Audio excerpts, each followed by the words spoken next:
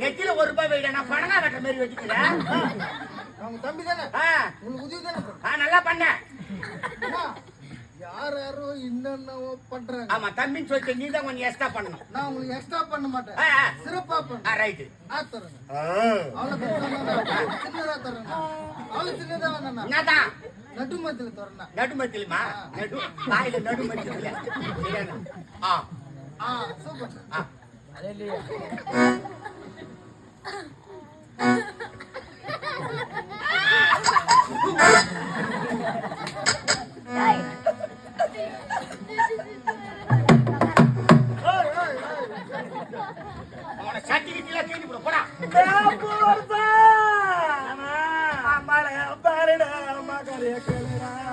அவன் அம்மால பார்த்தா அம்மா சும்மா இருப்பாளா?